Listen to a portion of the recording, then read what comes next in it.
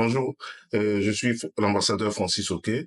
Je suis ancien représentant de la CEDEAO auprès de l'Union africaine, ancien secrétaire permanent du réseau des structures de gestion des élections, ancien chef de la division assistance électorale, ancien chef d'équipe adjoint de l'USAID au Bénin, et je suis expert électoral. C'est avec plaisir que je voudrais subir cet entretien.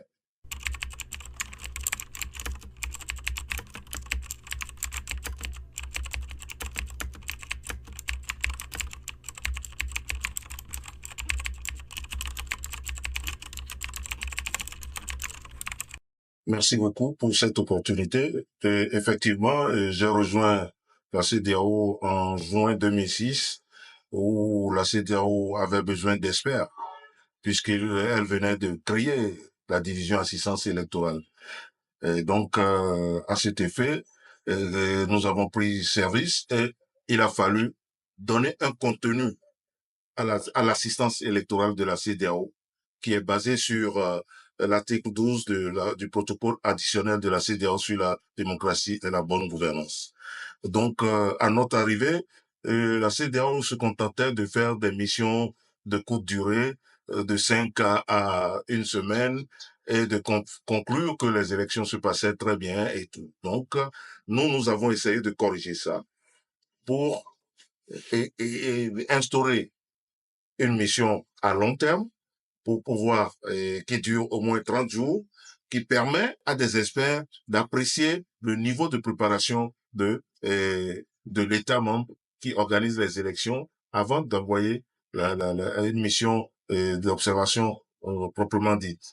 Donc, nous avons fait ça et nous avons ensuite, nous avons essayé de peaufiner encore ce genre de mission pour rendre plus professionnel les missions d'observation de la CEDEAO.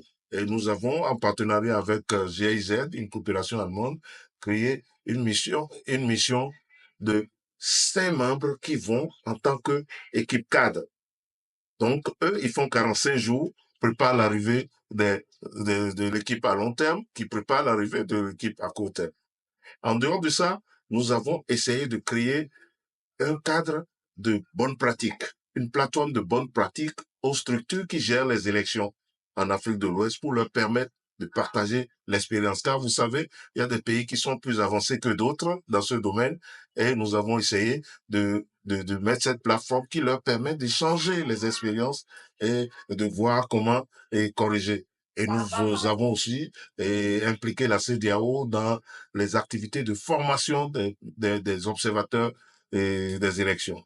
Donc, en gros, à notre arrivée, nous avons essayé de professionnaliser les missions d'observation électorale pour améliorer la qualité des déclarations et des rapports que la CEDEAO fait dans ce domaine.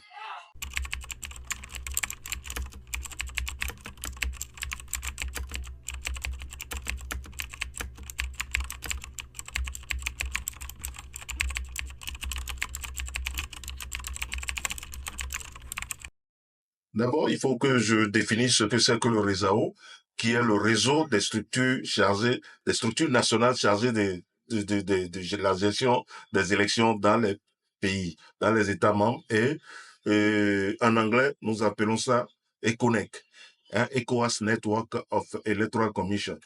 Donc, en tant que secrétaire permanent, nous avons créé ce réseau en 2008 à Conakry. Et ce réseau, comme je l'ai dit tout à l'heure, c'est la plateforme des commissions nationales indépendantes chargées d'organiser les élections. Et depuis que nous avons créé ce réseau, à chaque mission d'observation, le réseau a des représentants, comme c'est des administrateurs des élections. Et pour profiter de l'expérience d'autres pays qui organisent, nous essayons d'impliquer les membres de ce réseau-là dans les missions d'observation afin qu'elles puissent tirer leçon de ce qu'elles ont vu sur le terrain. Et depuis lors, ça marche. Et ensuite, en 2016, nous avons installé le secrétariat de ce réseau à Abuja, auprès de la CEDEAO. Hein? Donc, ce secrétariat a un coordonnateur et est un chargé de programme, un financier, et puis est chargé de communication. Ce qui fait qu'aujourd'hui, où nous parlons, le RESAO À toute élection, le RESAO envoie une mission d'échange que nous appelons support mission. Donc, peer support mission. Donc, cette mission d'échange, vous savez que quand il y a des élections, l'organe qui organise, le président de la commission électorale est sous pression. Donc, c'est toujours bon d'avoir ses collègues de temps en temps qui vous donnent des conseils et vous échangez. Ça décompresse. Donc, depuis que le secrétariat existe, nous envoyons et le réseau envoie des missions de soutien, des missions de soutien à chaque élection, ce qui complète la mission d'observation de la CEDEAO. L'objectif à la longue, c'est que le RESAO soit l'approche technique, purement technique de la commission de la CEDEAO en ce qui concerne les élections. Nous n'en sommes pas encore là, mais nous espérons que ça arrivera, ça finira par s'imposer. Donc c'est ça l'objectif de la création de ce réseau.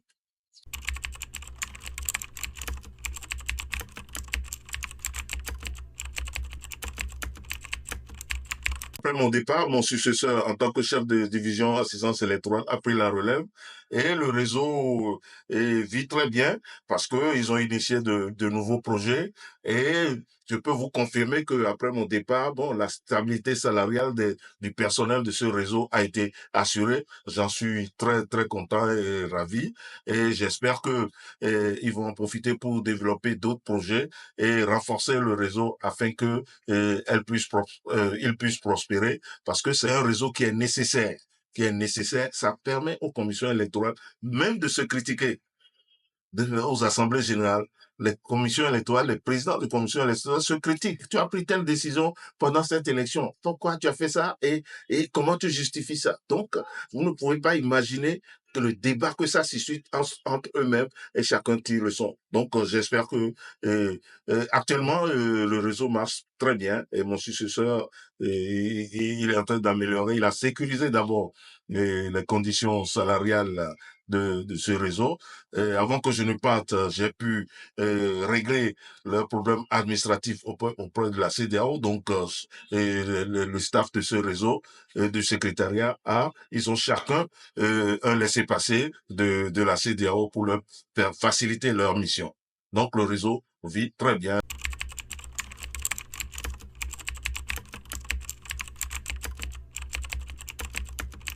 Merci.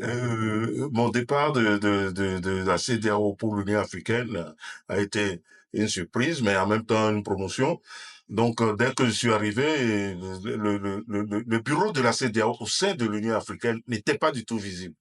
Donc, ma priorité numéro un était de rendre visible ce bureau.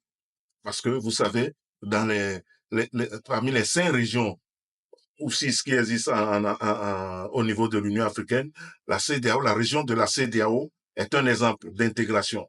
Donc, il fallait faire la visibilité des activités de la CEDEAO. Donc, maintenant, il y a un second aspect.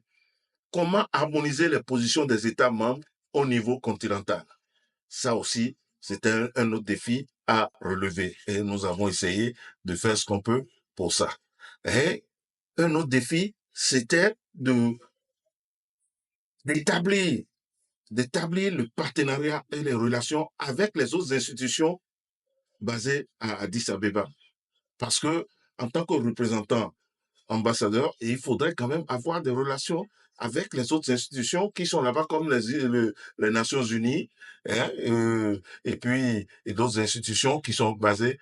Donc, nous avons essayé de régler ça. Et je pense que mon passage a été très positif parce que la CEDEAO a été rendue visible lors de mon passage à Addis Abeba. Et tout le monde le reconnaît.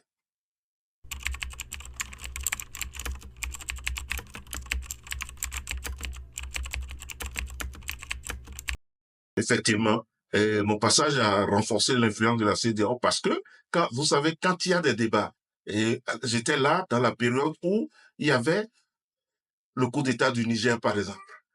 La décision des chefs d'État de la CEDEAO devait être portée au niveau de l'Union africaine pour que les autres s'associent et il y a ce qu'on appelle CPS, hein, le comité et des représentants permanents, c'est-à-dire des ambassadeurs à Addis Abeba et près l'Union africaine.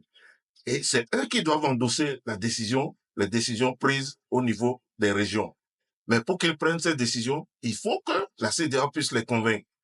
Donc, le président de la commission m'a demandé de convaincre les représentants permanents des États de l'Afrique présents à Addis Abeba pour qu'ils endossent cette décision auprès des Nations Unies, auprès du Conseil de sécurité. C'était pas une tâche facile. Il fallait aller de coordonnateurs, d'ambassadeurs, d'ambassadeurs, chefs de file de région, par ambassadeur, chef de file de région, pour expliquer les raisons fondamentales qui ont poussé les chefs d'État à prendre cette décision. Ça n'a pas été facile. Certains étaient accessibles, certains n'étaient pas. Mais en fin de compte, le CPS, le comité permanent des représentants, a pris acte de la décision de la CEDEAO. Et je pense que c'était quand même un pas pour éviter que ce Conseil de sécurité soit contre ou prenne une décision contre celle prise en Afrique de l'Ouest par les chefs d'État.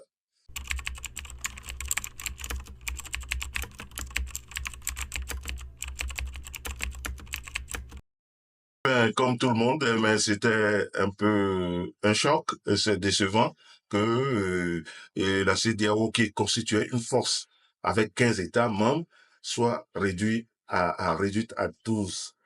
Et nous déplorons tous ce départ parce que, au fait, dans le fond, ce que les gens ne comprennent pas, c'est que la création de l'AES n'est pas incompatible avec l'appartenance à la CEDEAO. Alors, c'est le départ de la CEDEAO qui cause des problèmes et qui suscite les débats. Donc, et les trois États ont décidé de quitter. Ça, c'est un coup à la CEDEAO, mais c'est un coup pour les États parce que si nous aussi, la CEDEAO applique les conséquences, totalement les conséquences de ces départs. Je pense que c'est les populations de ces pays-là qui vont en souffrir. Donc, c'est pour ça que la CEDEAO progressivement essaie d'adoucir les sanctions et les impacts. Parce qu'en Afrique aujourd'hui, en Afrique de l'Ouest, nous sommes la région la plus intégrée. Il est difficile pour un Africain de l'Ouest aujourd'hui, membre des États de la CEDEAO, de penser avoir un visa pour quitter Cotonou pour Lomé. Donc, c'est difficile. Il faut faire un tour en Afrique centrale pour apprécier ce que nous avons comme avantage. Hein. Je suis parti en mission au Cameroun et de cette mission, je suis allé au Gabon. En revenant au Cameroun, je suis bloqué à l'aéroport à cause de visa. Donc, c'est quelque chose de cher. La CEDEAO est un joyau que les citoyens des États membres de la CEDEAO doivent sauvegarder. C'est pourquoi j'espère vraiment que ce départ de ces trois États ne va pas durer et qu'ils vont revenir. C'est mon espoir parce que le dialogue doit continuer et la discussion doit continuer parce que les peuples de ces trois pays qui vont sévir n'ont pas été associés à cette décision. Et c'est là le problème. Les peuples n'ont pas été associés. Et donc, j'estime que j'ai espoir que ces pays reviennent dans la CEDEAO.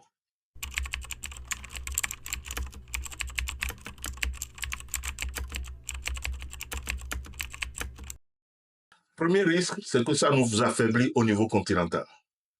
Parce que le comité restreint du CPS dont j'ai parlé tout à l'heure, par rapport au poids des régions, au nombre d'États dans les régions, la CEDEAO avait 5 représentants ou 4.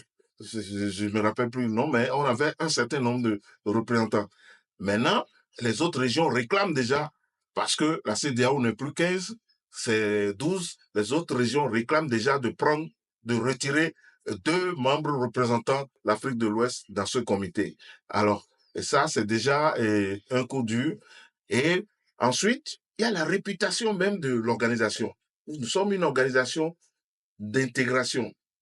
Et quand il y a désintégration, vous voyez que la réputation de l'organisation en prend un coup. Mais je pense que avec le dynamisme qu'il y a au sein de la CEDEAO et la fraternité qui existe entre les États membres de la CEDEAO, je pense que ce problème sera résolu bientôt.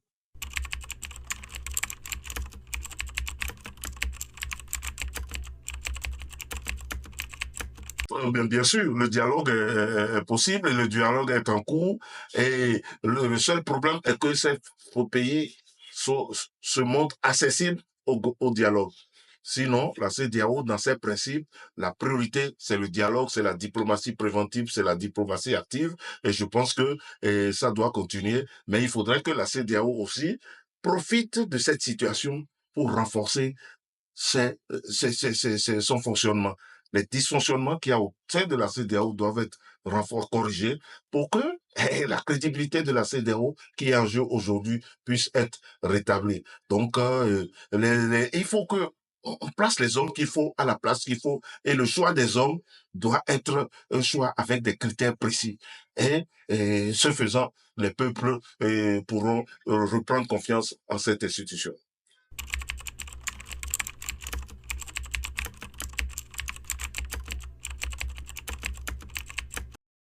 Bon, en fait, j'ai pas décidé d'exercer à mon propre compte puisque j'ai été admis à la retraite. Il fallait que je m'occupe. Et cette expérience, il fallait que je trouve les moyens de partager avec la jeunesse, de partager avec les autres et de me rendre aussi utile à ma région et au continent d'une manière ou d'une autre. C'est pour ça que j'envisage de créer un institut GovAfrique et que le processus est en cours. Et cet institut se chargera de faire l'assistance électorale, hein, de faire des formations au niveau des administrations électorales et aussi de faire des études sur des situations ou des questions précises qui sont très utiles pour notre région. Donc, je pense que cette transition se fait très bien parce que depuis 6 mois que je suis à la retraite, j'ai quand même, j'ai même pas, j'ai pas croisé les bras. Et d'ici peu, cet institut sera mis sur les fonds baptismaux et ceux qui veulent profiter de cette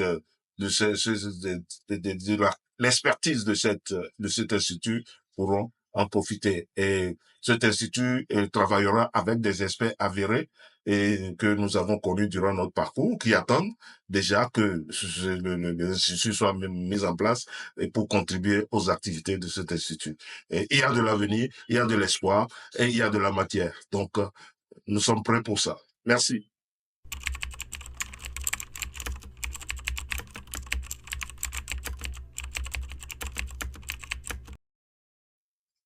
Le premier message que nous devons adresser aux jeunes qui veulent euh, s'impliquer dans la gouvernance, c'est d'abord d'avoir une vision. Une vision. Ensuite, il faut de l'intégrité. Quand vous avez votre vision, il faut être intègre et avoir un objectif clair. Il faut pas se lancer dans la gouvernance ou dans les activités de gouvernance pour s'enrichir. Et il faut pas que la priorité serait d'avoir une belle maison ou des grosses voitures. C'est ça le problème aujourd'hui.